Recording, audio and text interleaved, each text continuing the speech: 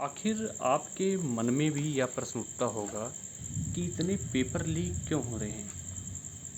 Even छोटे से छोटी भर्ती से लेकर के एनटीए नीट जैसी परीक्षा जो कराता है वहाँ तक के पेपर लीक हो रहे हैं। अभी यूजीसी नेट की परीक्षा को कैंसिल कर दिया गया है और नीट पीजी का जो एग्ज़ाम होता है उसको भी कैंसिल कर दिया गया है।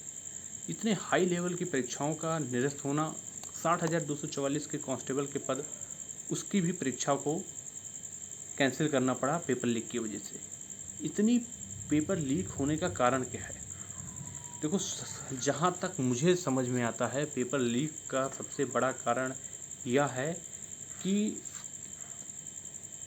इस डिजिटल युग में आप ये सोचिए कि जहाँ पर जो पेपर बनाता है और जो पेपर की कॉपी प्रेस में दी जाती है उसको छापने के लिए, और जहाँ से छाप करके वो पेपर तैयार होकर ट्रांसपोर्टेशन से लेकर के सेंटर तक जाना, स्टोर करना, ट्रेजरी में और बैंक में उसको रखना और सेंटर में बच्चों तक पहुँचना, यह बहुत लंबी प्रक्रिया है और इन प्रक्रिया में इंसान इन्वॉल्व होते हैं। और आप जानते हैं कि हर एक व्यक्ति के पास आज के डेट में मोबाइल है और मोबाइल है तो इंटरनेट भी है।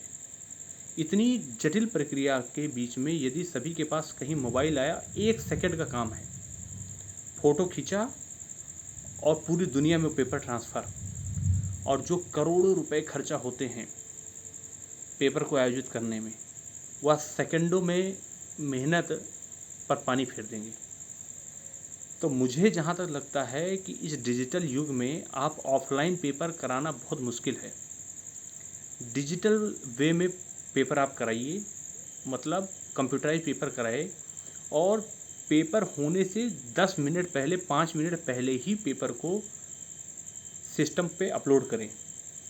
और हर एक सेंटर में, अगर 500 सेंटर हैं पूरे देश भर में, तो हर एक सेंटर में एक नोडल अधिकारी को पहले पेपर भेजा जाए, उसको जिम्मेदारी दिया जाए और उसके बाद पेपर बाकी को ट्रांसफ़र किया जाए।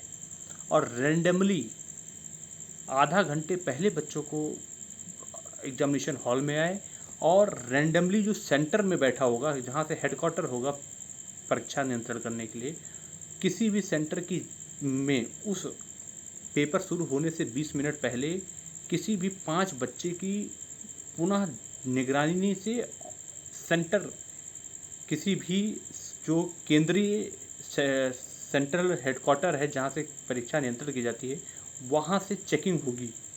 एक बार नहीं, 2 बार 5 बच्चों की फटाफट 20 मिनट पहले चेकिंग होनी चाहिए। और रैंडम चेकिंग होगी तो आप सोचिए कि 500 सेंटर हैं, अगर 5 बच्चों की रैंडम चेकिंग हुई, वेरीफाई किया गया बायोमेट्रिक से लेकर के सारा कुछ, तो 2500 बच्चों का पूरे देश में चेकिंग हो जाएगी एग्जामिनेशन से 20 मिनट पहले। और इतनी सतर्कता बरतने पर चांसेस कम रहेंगे कि पेपर लीक हो। लेकिन नियत पर सवाल उठ रहे हैं। राहुल गांधी ने यह मैटर उठाया कि किसी खास विचारधारा के लोगों को वाइस चांसलर जैसे पद या प्रोफेसर जैसे पदों पर, बड़े बड़े पदों पर उनको प्रमोट किया जा रहा है, उनको भेजा जा रहा है मेरिट को दरकिनार करके। तो यह चीज़ तो नहीं होना चाहिए। ये वाइस चांसलर या बड़े बड़े पदों पर मेरिट के आधार पर लोगों को सिलेक्शन होना चाहिए। प्रोफेसर, टीचर की वैकेंसीज़ को मेरिट के आधार पर भरना चाहिए। यह देश के भविष्य हैं, बच्चों के भविष्य हैं और इनके साथ खिलवाड़ नहीं होना चाहिए। तो यह इम्पॉर्टेंट बात है। दूसरी सबसे इम्पॉर्टेंट बात मैं यह कहना चाह रहा हूँ कि जितने भी ऑनलाइन जितने भी पेपर कराया जा रहा है वो किसी न किसी एजेंसी को दिया जा रहा है, प्राइवेट कंपनी को। एग्ज़ाम तो सरकारी है। आपने अभी एनटीए के डीजी जो है सुबोध कुमार सिंह को हटा दिया।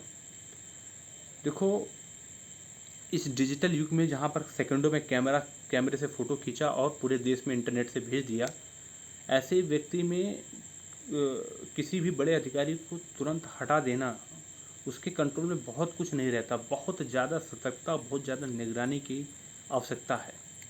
तो ये तो एक बात मैं कह रहा हूँ। दूसरी चीज़ें कि जैसे कि 60,244 पद पे जो वैकेंसी हुई थी कांस्टेबल की वैकेंसी, वो पेपर लीक, जहाँ पेपर छपता है गुजरात में, और वहाँ के पेपर आयोजित करने वाली एडू टेस्ट करके जो थी, उसके ऊपर भी आरोप लगा कि पेपर लीक करने का। जहाँ से पेपर की छपाई होती है वहाँ ट्रांसपोर्टेशन से पेपर लीक हो गया। तो कहने का मतलब यह है दोस्त कि सरकारी एग्ज़ाम है तो उसको सरकार ही कराए।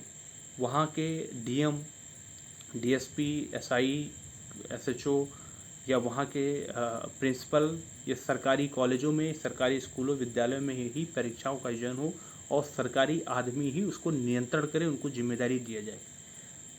परीक्षा सरकारी और उसका आयोजन करने वाली प्राइवेट कंपनी, वह प्राइवेट कंपनी का खुद का सेंटर नहीं, तीसरे आदमी को तीसरे विद्यालय या प्राइवेट विद्यालय या प्राइवेट कंपनियों के सेंटर दिया, वहाँ पर परीक्षा कराई जा रही है। तो आप यूपी पीआरपीबी के जो हैं अधिकारी, यूपी पुलिस को थे, उनको हटा दिया गया, डीजी को हटा दिया गया। तो उनके हाथ में रह क्या जाता है, वो कैसे कंट्रोल करेंगे? भाई जो 5-5 हज़ार रुपये का सैलरी पाने वाला गार्ड, आपका प्राइवेट गार्ड, वो चेक करेगा तो अपने आप को, जब उसको कमाने का मौका मिलेगा तो अपने आप को वो रिस्क नहीं ले लेगा। लेकिन सरकारी आदमी के पास डर रहेगा, एक सामाजिक दबाव भी रहेगा, एक अपमान और नौकरी जाने का डर रहेगा। आप सरकार के हाथ में नियंत्रण रहेगा, क्योंकि सैलरी आपके हाथ से देनी होती है। तो अगर ये परिवर्तन आप करेंगे, पहली बात नीयत में सुधार होना जरूरी है। जो अधिकारी लोग, जो जिम्मेदार लोग वहाँ बैठे हुए हैं, तब यह सुचितापूर्ण ढंग से परीक्षाओं का आयोजन होगा। अब एनटीए, नीट जैसी परीक्षाओं का में प्रश्न उठ रहे हैं, 80-80 नंबर का ग्रेस दिया जा रहा है और उस पर वो मार्क्स भी बताया नहीं जा रहा है कि किसके कितने रॉ मार्क्स आए थे और हमने कितना बढ़ा के दिया है, इसका डाटा भी नहीं दे रहे हैं। तो देखिए कि अगर ऐसे व्यक्ति अगर डॉक्टर एक भी बन जाएंगे और तो आप उनसे उम्मीद कर सकते हैं कि वह भ्रष्टाचार नहीं करेगा और गलत तरीक़ों से पैसे का अर्जन नहीं करेगा, और वह डॉक्टर बन गया तो क्या गारंटी है कि वह किडनी और वो लीवर नहीं बेचेगा और उसके बाद में वो ऐसे और भी भ्रष्टाचारी डॉक्टर तैयार करेगा। तो यह परीक्षा मेरे हिसाब से रद्द कर देनी चाहिए। अगर इतना गंभीर प्रश्न उठाया जा रहा है, और फिर से आयोजित करनी चाहिए, क्योंकि इसकी साख पे सवाल उठ गया है, इसके एनटीए के निष्पक्षता पे सवाल उठ गया है और वह अभी तक जवाब देने में समर्थ नहीं है। तो यह बहुत इम्पॉर्टेंट चीज़ है। अगर इन सब सजेशंस को माना जाएगा तो डेफिनेटली कुछ ना कुछ सुधार जरूर होगा। धन्यवाद।